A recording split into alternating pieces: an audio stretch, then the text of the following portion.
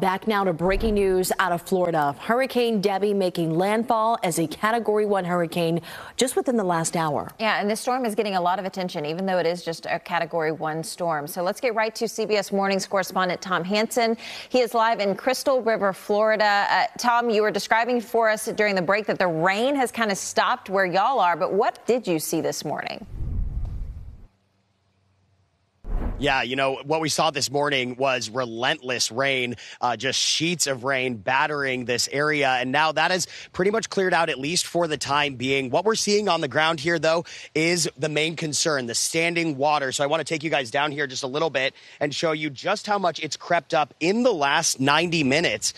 Now, this is a wall that was not underwater when we started our live shots this morning, right around 6 o'clock. As I walk up here, though, you can see that it has basically submerged this entire area. Definitely enough water in this community to float cars. And so certainly of concern, people trying to get around this area. Now, up north is where the eye of the storm really slammed Florida. There were some mandatory evacuations in Franklin County, a couple places that are up north in the Gulf.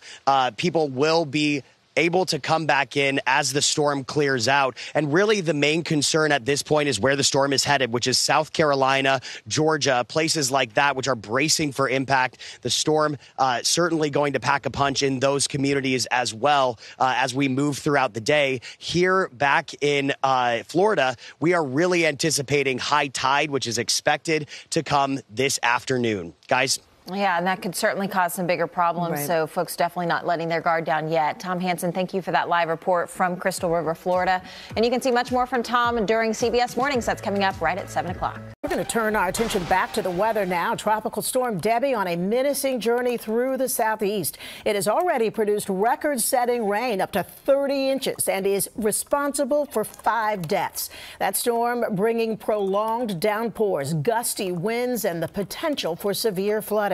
Flash flood warnings, in fact, issued all along the coast, including in Savannah, Georgia. Life-threatening conditions as the storm barrels through. ABC's Samara Theodore in Savannah this afternoon. Hi, Sandra, David. Yes, so flooding here has been a real big problem, especially some isolated areas causing roads to be shut down. And we also saw this in Florida yesterday. And it wasn't just here, but north of here in North Carolina, they picked up upwards of 8 inches of rain so far. Relentless rain, high winds, and life-threatening storm surge pummeling the southeast as Debby swirls through the region. At least 5 people killed, including 2 children. A 13-year-old boy died after a tree fell onto this mobile home in Florida. Streets flooded in Brunswick, Georgia. More than 10 inches of rain estimated to have fallen already just north of Savannah. In the best case scenario, we're going to get another 4 to 5 inches of rain on top of what we already had. The worst case scenario, we may have another up to 8 inches of rain. So unfortunately, I don't believe the storm is done with us yet. 9 tornadoes reported in Florida and South Carolina over the last 2 days. We had absolutely no time to react. It was right on us. All we had time to do was just kind of look at each other and say, run. Debby made landfall as a Category 1 hurricane in the Big Bend of Florida's Gulf Coast Monday morning, dropping more than 16 inches of rain near Sarasota. Curtis Silver and his family running to the top floor of their home as water rushed in. The water wasn't just coming in through the front door. It was coming up through the floorboards. It was coming in through the walls to the outside. In Horseshoe Beach, near the eye wall, strong winds tearing up trees. In Charleston, South Carolina, the mayor saying pumps have been brought in and are ready, as well as high water rescue vehicles. The city is extremely vulnerable to flooding. After a little dry period, rain beginning to fall again here in Savannah. And over the next 48 hours, Debby is anticipated to churn right off the coast of Georgia and South Carolina, potentially leading to more historic flooding. Samara Theodore, ABC, Channel 7 Eyewitness News. Thank you. Tropical Storm Debby is here, and it looks like she is wearing out her welcome. Debby's 2-day deluge on South Carolina and Georgia is adding up. Charleston is one of several cities that's received nearly a foot of rain as more keeps falling. Anticipate another 3 to 6 inches over the next 12 to 14 hours. Charleston's mayor says a curfew is working, keeping people off the streets. He's now extending it through early Wednesday morning. We especially don't need any yahoos driving through the water and causing damage to property. Overnight, a suspected tornado swept through nearby Monk's Corner, upending vehicles and destroying a number of buildings. 2 other twisters were confirmed Monday night southwest of Charleston in Modesto Beach and Seabrook. Unfortunately, I don't believe the storm is done with us yet.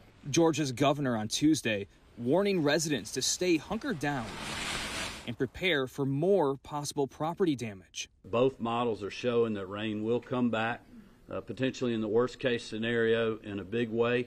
Nearly 2,000 National Guard troops have been mobilized for search and rescue efforts. In Florida, about 500 people were safely moved to higher ground around Sarasota, and water rescues continue in parts of the state this hour. Bracing for Debbie's heavy rains next, the Northeast, which could see several inches over the weekend. In Charleston, I'm Brian Abel reporting.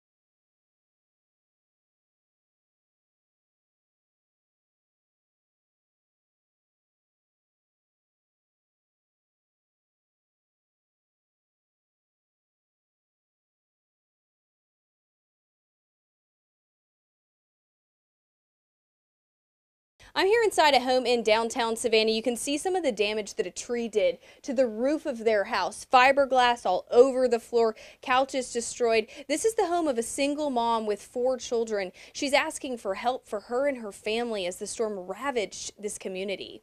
What do I do? What's my next step? I only know how to be strong. At 2 a.m. Tuesday morning, Shakina Conyers and her 4 kids woke up to this. A tree coming through the roof of their home. I thought maybe Debbie was outside. I know it just was real scary, and I jumped up, and first thing I did was check on my kids to make sure they was okay. Shakina calling the fire department for help. After they came, she decided to keep her family inside the house through the end of the storm. I don't know what to tell my kids moving forward. Like, I don't know. But even in the crisis, she's thankful no one in her home was hurt. Reporting in Savannah, Lydia Blackstone.